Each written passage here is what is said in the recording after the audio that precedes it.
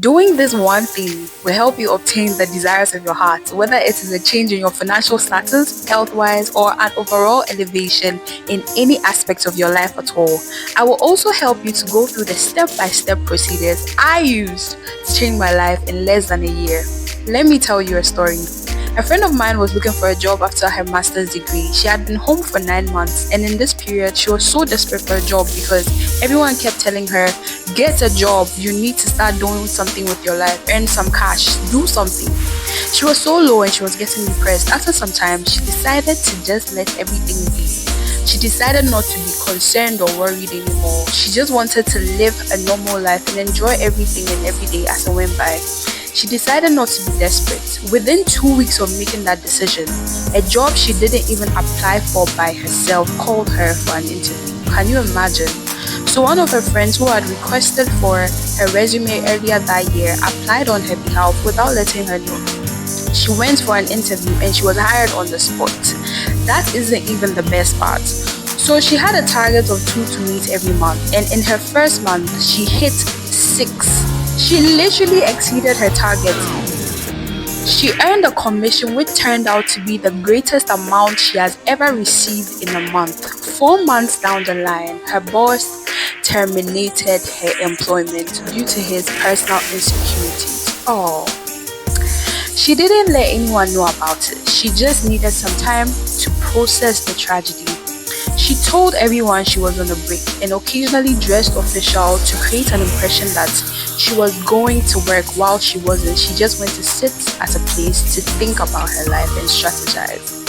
She stayed without a job for 2 whole months, and in her 3rd month, another friend who had been jobless got a 2-week contract with an international organization.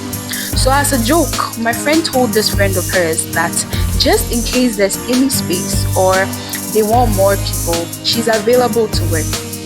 On the 3rd day of her friend's contract, someone quit suddenly for personal reasons. She was called up and she started working. Could you believe that? The amount she was paid was equivalent to her salary for the 3 months she had no job. And there was even extra left because she was paid with a foreign currency. She worked for less than 2 weeks. Can you imagine? And that money was how much she got. The reason why she was able to get all those privileges is because she practiced something that most of us ignore. And that is why I want to introduce you to a new topic that is coming up, which will change your life for the better. But I want to entreat you to understand one thing. The Bible says that count it all joy when you go through diverse trials and temptations, because out of these instances, you will be able to develop endurance and patience. Life in itself is a journey, it's not a race, and life is not going to be smooth throughout. Challenges may arise to strengthen us, to keep us growing and maturing. And so you shouldn't despise certain things when they happen. When you look at the story of Joseph, for example, in Genesis chapter 37, it talks about the fact that Joseph was the beloved child of his father, and his elder brothers were jealous of him to the extent that he had to be sold just for his life to be saved.